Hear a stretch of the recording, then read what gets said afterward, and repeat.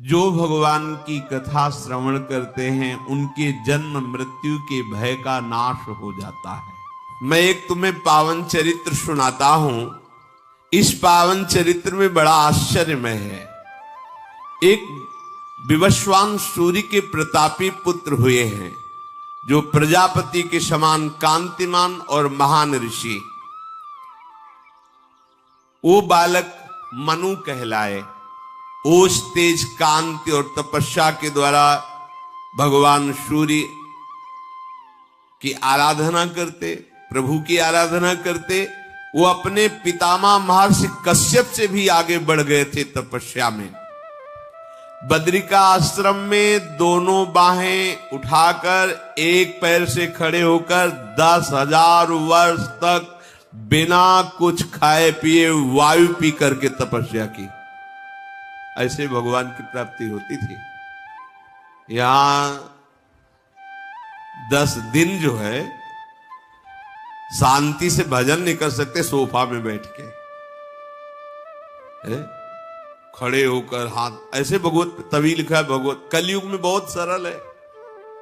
नाम कीर्तन मात्र से भगवान की प्राप्ति, क्योंकि इसमें 60-70 वर्ष में 80 वर्ष में ढलंग जाएंगे तो 10,000 वर्ष की तो यहां सोचा ही नहीं है।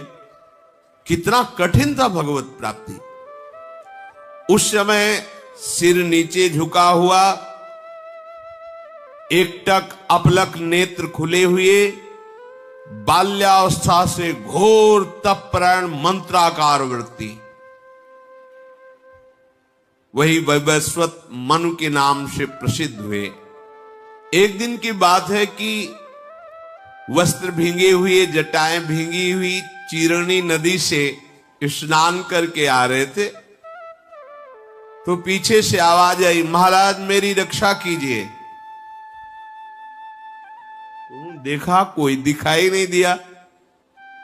फिर चल, महाराज सुना नहीं, मेरी रक्षा कीजिए। लौट के देखा तो एक छोटी सी मछली दिखाई दी जो जल में। मैं बहुत छोटी हूं, मैं मत्स्य हूं और बड़े बड़े बलवान जीव इस नदी में रहते हैं, मुझे खा जाएंगे, मुझे भय है। इसलिए आप तपस्या प्राण है, मेरी रक्षा कर सकते हैं, मेरी रक्षा कीजिए। बलवान मत्स्य मुझको अपना आहार बना लेंगे, इसलिए आप मुझे बचा लीजिए। मैं महान भय से युक्त हूं, मैं आपकी शरण में हूं और शरणागत की रक्षा करना धर्म होता है, इसलिए आप मुझे बचा लीजिए। मत्स्य की बात सुन करके मनु जी को बड़ी दया आई।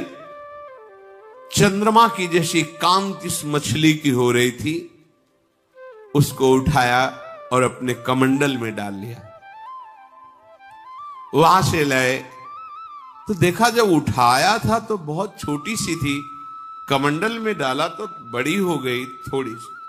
तो उन्होंने एक बड़े मटके में डाला कि आराम से इस जल में रहेगी और उसको पुत्र की तरह दुलार करते। तदनंतर वो मत्स्य इतना बड़ा हो गया, आवाज आई, महाराज मेरे रहने लायक ये नहीं रह गया, मेरे रहने लायक व्यवस्था कीजिए। सोचा कमंडल में इतनी बड़ी मटके में पूरी आ गई, चलो शायद इसका ऐसा ही स्वभाव हो अत्यधिक बढ़ने का। तो आपको कहां ले चले जहां मैं अच्छे से रह सकूं। उस मत्स्य को निकाला और एक बड़ी बावली में ले गए, वहां डाल दिया। हां, अब तुम सुख पूर्वक इसमें रहो, कोई बाहरी जंतु तुम्हें नहीं खा पाएगा। 2 योजन की चौड़ाई की वो झील थी, 2 योजन 8 कोस, 8 कोस, 1 योजन का मतलब 4 कोस, 8 कोस की थी।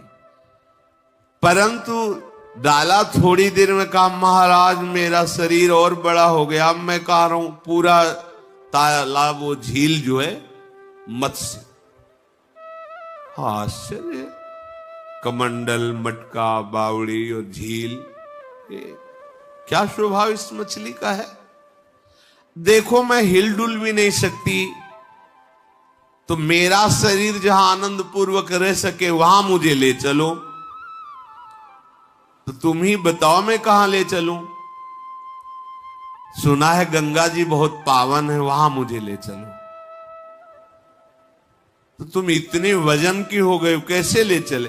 तुम्हारे लिए मैं हल्की हो जाऊं, वो शरीर इतना ही बड़ा रहेगा, वजन बिल्कुल फूल जैसा रहेगा। उठा लिया, गंगा जी में ले गए। महाराज मुझे दोष दृष्टि करके परित्याग मत करना और मेरी आज्ञा में रहना। मैं आपकी ही कृपा से भली भांति इतना पुष्ट हो रही हूं, ऐसा मत्स्य ने कहा।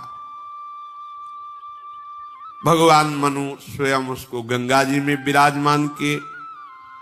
थोड़ा समय हुआ, आवाज आई, महाराज मेरी रक्षा करो। देखा पूरे गंगा के पाट को घेरे, लंबा विशाल शरीर। देखो अब गंगा जी में भी मैं हिलडुल नहीं सकती, अब मुझे समुद्र में ले चलो। पहले तो कह रही थी कि मुझे भय लगता है, जो जलचर जीव मुझे खा जाएंगे। इतनी जल्दी जल्दी इतना बड़ा स्वरूप, अब इतना बड़ा स्वरूप हम समुद्र में नहीं। आपके लिए मैं हल्की हो जाऊं, आप उठाइए। जी उठा तो शहद में उठा लिया। अच्छा तो तुम्हें हम समुद्र तक पहुंचा देते हैं। आसानी से ले गए, समुद्र में विराजमान किया। तब मुस्कुराते हुए कहा कि मैंने तुम्हारे मनोयोग को देखा है कि चिड़चिड़ाहट नहीं पैदा हुई, नहीं होता है। पहले तो इतने बड़े फी, इतने बड़े फी, इतना स्वरूप, यहां ले चलो, यहां ले चलो, यहां ले चलो। आप प्रसन्न रहे और मेरी सेवा की भावना, मेरे पे दोष दृष्टि नहीं की। खास बात होती है जब आपको कुछ प्राप्त होना होगा तो आपके विपरीत, जहां से प्राप्त होना वहीं से होगा। अगर आप सह गए, निकल गए, आगे प्रसंग आएगा। बहुत बड़ी यज्ञ का अनुष्ठान, शायद महाराज मरुत ऐसा नाम, बहुत बड़ी यज्ञ का अनुष्ठान किया। देवराज इंद्र घबरा गए और देखा कि वशिष्ठ जी यज्ञ कराएंगे, तो सबसे पहले जाके वशिष्ठ जी को निमंत्रण, हमारी अमुक सेवा में अमुक। तो उन्होंने कहा कि हम तो उपरोहित हैं मरुत जी के, उनका हमारी आज्ञा है। इतने में आ गए और कहा गुरुदेव मैंने ऐसी यज्ञ का अनुष्ठान। तो उनका पहली बात तो तुम मनुष्य हो और देवराज इंद्र की आज्ञा के आगे तुम्हारी प्रार्थना कुछ नहीं मात तो रखती, जो ये आज्ञा करेंगे वैसा। अब हम असमर्थ है, तुम्हारी यज्ञ यही चाहते थे देवराज इंद्र। वो बड़े विकल हुए कि गुरु तो हमारे, आचार्य हमारे, देवराज इंद्र ने ये ईर्ष्यावश कार्य कर दिया कि मेरी यज्ञ ना हो। बहुत विकल थे। जब कोई धर्मात्मा विकल होता है तो कोई न कोई महापुरुष आके उसकी विकलता का निराकरण करता है। देवर्षि नारद जी आ गए तो उनका सुनो, मैं एक ऐसे महापुरुष को जानता हूं, वो इतने समर्थ हैं कि किसी भी देवता की ताकत नहीं कि उनके सामने उनका विरोध कर सके। वह संवर्त ऋषि इस समय वाराणसी में है और अद्भुत वृत्ति से रहते हैं। तुम अगर उनको आचार्य रूप में वर्ण कर लो तो कोई उनके समान इस समय आचार्य रूप में वर्ण करने की समानता वाला नहीं। उनको तुम वर्ण, पर ध्यान रखना उनको वर्ण करने के लिए जब आप चलोगे तो विपरीतता पैदा करेंगे। अगर विपरीतता सह गए तो आगे पार हो जाओगे। पहचानेंगे कैसे? बोले रोज विश्वनाथ जी के दर्शन करने आते हैं तो सांकरी गली विश्वनाथ जी की, उस समय तुम शव को रख देना, वो शव से दूर हट जाते हैं। जो प्रच्छन्न वेश हो, पागल जैसे दिखाई दे, मरुज से का जान लेना संवर्त जी। वो ऐसा ही किया, वो तो राजा ही थे और शांत भाव से खड़े। देखा कि एक महापुरुष आ रहे हैं, उन्मत्त अवस्था है, जो शव देखा तो साइड में प्रणाम महाराज, वो भागे वापस लौटे। वो जैसे जैसे उनके पीछे भागते जा रहे एकांत, तो हाथ में लघु शंका करके उनके ऊपर डाल रहे, थूक रहे, पत्थर मार रहे, जितना उपद्रव कर सब पर महाराज मरो। पीछे क्या चाहता है? वह महाराज मैं जानता हूं आप बृहस्पति के भाई महाराज संवर्त हैं। अच्छा, किसी ऋषि ने परिचय बताया होगा, क्योंकि मैं तो प्रच्छन्न भेष में रहता हूं। बोलो क्या चाहते हो? बोले महाराज एक आप ही हैं, पूरी बात बताई कि ऐसा ऐसा हुआ, आप हमारी यज्ञ करा सकते हैं। बोले मैं ये कार्य तो करता नहीं, पर यदि तुम आए हो प्रेरणा से तो तुम्हें निष्फल भी नहीं करेंगे। पर ध्यान रखना, अगर मेरा आश्रय छोड़ दिया, दूसरे का आश्रय ले लिया, तो इसी में तुम नष्ट हो जाओगे, भस्म हो जाओगे। और अगर मेरा आश्रय नहीं छोड़ा तो किसी दैवी शक्ति की भी सामर्थ्य नहीं कि तुम्हारे यज्ञ में विघ्न डाल सके। उनका पक्का अनन्य भाव से आपका वर्ण करके गए। जो ही इंद्र ने सुना कि जिस कार्य के लिए हमने वशिष्ठ जी को अपने पक्ष में कर लिया, उन्होंने सांवर्त ऋषि को अपना आचार्य बना लिया, तो अग्नि देवता को भेजा कि जाके मरुत को बता दो कि मैं आहुति ही नहीं लूंगा तो तुम्हारी यज्ञ कैसे होगी। अग्नि देवता साक्षात प्रकट हुए और कहा इनसे मत करो, मैं आहुति स्वीकार नहीं करूंगा। तो संवर्त ऋषि ने जानो क्या शब्द कहा था? अय अग्नि, मेरी तप की शक्ति से तू परिचित नहीं है, अभी तेरे को भस्म कर दूंगा। किसको? अग्नि देवता को। अग्निदेव भाग गए वहां से और कहा देवराजेंद्र से कह देना जब तक यज्ञ पूरी ना हो जाए कोई भी विघ्न अगर उपस्थित किया, ये सामर्थ्य। पर जानते हो क्या कहा था? अगर मेरा आश्रय छोड़ दिया किसी भय से, किसी प्रलोभन से, तो स्वयं नष्ट हो जाओगे। ये मार्ग ऐसा है। शांति से एक बार निश्चय करो मेरा मार्ग कौन है। शांति से निश्चय करो मार्ग दाता कौन है, मार्ग का आश्रय क्या है, और बस चल पड़ो। बीच में कितनी पंक्तियां ऐसी मिलेंगी, आओ इसमें रबड़ी बट रही तुरंत ले लो, यहां तो तुम्हें सूखी दलिया भी नहीं मिल रही, आओ ना, कितने वर्ष हुए नहीं, आओ अभी हम तुम्हें भगवत प्राप्ति कराते हैं। आधी छोड़ पूरी को धावे, पूरी मिले ना आधी पावे। एक बार केवल पता चल जाए कि वो कहीं और पंक्ति में खड़ा था, तो तेरे द्वारे बटत है सहज लाडली लाल के अब दोबारा पंक्ति में आना मुश्किल हो जाएगा, क्योंकि तुम्हारी सामर्थ्य नहीं कि तुम इस पंक्ति में खड़े हो जाओ। ये केवल कृपा से मिला है, और कृपा की अवहेलना करके अन्य आश्रय ले लिया, फिर नहीं, फिर नहीं। ये अनन्य मार्ग है, एक जैसे भी हैं। यद्यपि भक्त अनन्य जो विषय इंद्रियन बस होए, कर्मठ कोटि जितेंद्रियन ते समलह न कोय। चाहे जितना विषय हो, अनन्य हो गया हमारे माई श्यामाजू को राज।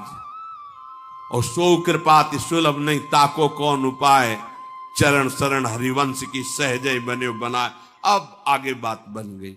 ये जो समझते हैं कि वाणिज्य व्यापार है, दुकान है, पैसा फेंको माल, ये पैसा से माल मिलने वाला नहीं। ये ऐसा जादू है, ये चित्त का अपहरण करने वाला मार्ग है। चंचल चित्त आकर्षणी, तभी आप वहां तक पहुंच सकते हैं। और चित्त उसी का अपहरण किया जाता है जो अपने चित्त को नामे करने के लिए तैयार है। आपका है, स्वीकार कर लीजिए। जो चित्त विषयों में लगा हुआ है, हमारी सामर्थ्य समर्पण करने की नहीं, तो हम रो तो सकते हैं ना, बस इसी से श्री जी कृपा कर देंगी। और जब ये है कि हमारी सामर्थ्य हम कहीं भी जाके वो फिर अलग अलग वार्ता हो गई। भगवान ने कितना रूप बदला, कमंडल में, मटके में। तो ये थोड़ी कहा कि आपने हमसे कहा था इतने बड़े होके, अब इतने बड़े हो गए, फिर वही समुद्र में। चिड़चिड़ाहट नहीं हुई, आपको हमारे प्रति दोष दृष्टि नहीं हुई, आप वैसे ही हमारी सेवा में भाव करते रहे। इसलिए अब मेरी बात सुनो। आगे महाप्रलय आने वाला है। उनसे कहा, महाराज मनुष्य, आप मनोयोग के साथ मेरी बात सुनिए। ये सारा का सारा संसार चौपट होने वाला है। अभी संपूर्ण जगत की प्रलय व्यवस्था हो चुकी है। जो प्रलय की व्यवस्था है, महान सूखा पड़ना, आग बरसना, जल बरसना, ये सब नष्ट हो जाएगा। केवल जल ही जल, न कोई लोक, न लोकांतर, न जीव, न जंतु, न कोई पर्वत, कुछ नहीं, केवल जल ही जल। इसलिए मैं तुम्हें आदेश करता हूं, जल्दी से जल्दी तुम कुछ बीज और एक मजबूत नाव बनवाओ और एक बहुत मजबूत रस्सी और उनमें सप्तऋषियों को बैठा लो। आओ, क्योंकि महाप्रलय होने वाला, सब नष्ट हो जाएगा। तुमने हमारी बात स्वीकार की, तुम्हें चिड़चिड़ाहट नहीं पैदा हुई, नहीं होता है ना। एक बार किसी महापुरुष से किसी ने कहा कि आप उनको बहुत प्यार करते हैं, हमको क्यों नहीं करते हैं, हमारे में क्या कमी है। अच्छा, इस प्रश्न का उत्तर बाद में देंगे। हमारी इच्छा, ये 2 वृक्ष हैं, इनके नीचे अलग अलग चबूतरा बनाओ। तुम बनाओ, तुम बनाओ। शाम के कहा, दोनों हमारी पसंद के नहीं, हटा दो। सुबह फिर कहा चबूतरा बनाओ, शाम के फिर कहा हटा दो। तीसरे दिन जिन्होंने प्रश्न किया था उन्होंने कहा, आखिरकार आपको पसंद क्या है, क्या चाहिए आपको, रोज बनवाते हो, रोज बिगाड़ देते हो। दूसरे से पूछा, तुम्हें कोई परेशानी? बोले, भगवान जीवन भर आदेश करते रहिए, बनाइए बिगाड़िए, मुझे कोई मुझे तो आपकी आग। बोले, समझे मैं उसे क्यों प्यार करता हूं, तुम्हारी चिड़चिड़ाहट आ गई ना। कैसा चाहिए चबूतरा, रोज बनवाते हो, बिगाड़ देते हो। बैठो आराम से। ये परमार्थ है। जब हम आपके हैं तो आप रोज बनवाओ, रोज बिगाड़ो या बैठा ले रहो, मेरे से के उसमें क्या तात्पर्य, मेरे को क्यों परेशानी होगी, मेरे को तो आपकी आज्ञा पालन करनी बस। जहां अहम है, जहां अपनी बुद्धि लगाई, परमार्थ वहीं गिर जाता है। ये स्वार्थ व्यवहार नहीं है। कैसे भगवान अपनी रक्षा की बात कर रहे थे, पर बात क्या थी, इनकी रक्षा करनी थी। महान तपस्वी हो, सब प्रलय हो जाएगा लेकिन तुम्हारा नहीं होगा। जाओ जल्दी से एक नाव तैयार करवाओ, एक रस्सी और कुछ बीज आदि लेकर के हमारे ऊपर आकर के रस्सी में मेरी सींग बांध दो। मैं महाप्रलय में तुम्हें खींचता रहूंगा और आनंदमयी वार्ता करता रहूंगा। तुम्हें कोई भय नहीं लगेगा और तुम्हें कोई मार नहीं सकेगा। भगवान की देखो कैसी कृपा होती। अब आप चाहते हो कि मनमानी हमारी होती रहे, विषयों को खूब भोगता रहूं और बस परमानंद की प्राप्ति भी हो। थोड़ा तो संभलो, जिनमें सुख नहीं है उससे पीछे हटो और महासुख की तरफ चलो। पूर्व काल में जो महापुरुषों ने उत्तम उत्तम बीज बताए हैं उनको संचित करो। मुनिजनों के प्रेमी तपस्वी मनु, मैं यही हूं, तुम आकर के केवल पुकारना, मैं प्रकट हो जाऊंगा। मेरे मस्तक में एक विशाल मजबूत सींग होगा और आप रस्सी नाव में बांधकर मेरे सींग में बांध देना। किसी और की सहायता नहीं रहेगी। मैं महान जलराशि में तुम्हें आनंद पूर्वक विचरण कराऊंगा। तुम्हें कोई भय नहीं, कोई शोक नहीं। आप मेरी इस बात को समझें। मैं केवल मत्स्य ही नहीं हूं, मैं साक्षात ब्रह्म हूं, परमात्मा हूं। यह है तपस्या का, भजन का फल। अब महाप्रलय में सबका नाश होगा, लेकिन इनका भगवान उनको महामत्स्य भगवान और वो विदा हुए। तदनंतर सप्तऋषियों का चिंतन किया। सप्तऋषि पधारे, सुंदर सुंदर बीज एकत्रित किए, नौका तैयार की गई। तदनंतर रस्सी, नौका, सप्तऋषि और बीज ये लेकर उसी स्थान पर पहुंचे और ध्यान करते हुए चिंतन किया। जे भी चिंतन किया तो मत्स्य भगवान उपस्थित हो गए। विशाल सींग, उस सींग में रस्सी बांध दी। रस्सी बंधे हुए मत्स्य भगवान नौका को खींचने लगे। जे भी समुद्र में नौका और भगवान बस समुद्र ने मर्यादा तोड़ दी। भयंकर गर्जना करते हुए सारे विश्व को डुबोने लगा। उस महासागर की प्रचंड वायु ने संपूर्ण पृथ्वी को जलमग्न कर दिया। न कोई स्त्री, न पुरुष, न वृक्ष, न लता, न जीव, न जंतु। देखो ना, कभी कभी एक लहर उठती है तो गांव के गांव, नगर के नगर विध्वंस कर देते हैं। ना आकाश, ना द्युलोक, सब जल ही जल, सारा विश्व जलमय हो गया। केवल सप्तऋषि, मनु, मत्स्य भगवान और वो बीज जो उनकी नाव में, बहुत वर्षों तक भगवान उन्हें आनंद देते हुए प्रलयकालीन जल में विचरते रहे। आनंददाता भगवान। जब समय फिर सृष्टि के रचने का आया, तब भगवान ने हिमालय की चोटी जब खुली हल्की सी, तब वहां ले गए और कहा कि अब नाव को इस चोटी पे बांध दो और इंतजार करो, धीरे धीरे जल खत्म हो जाएगा, फिर तुम सृष्टि की नवीन रचना में ये बीज और सप्तऋषि और महाराज मनु तुम संकल्प करो और फिर सृष्टि का विस्तार करो।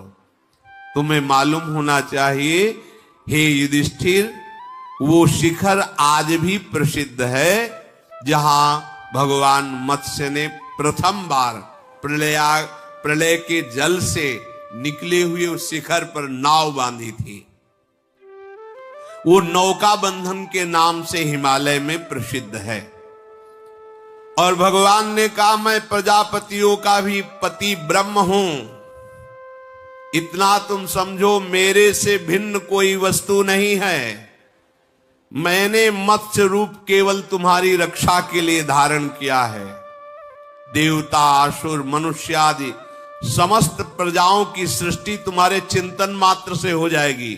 तुम जिस देवता का चिंतन करोगे, पूर्व स्मृति के अनुसार वही देवता प्रकट हो जाएगा।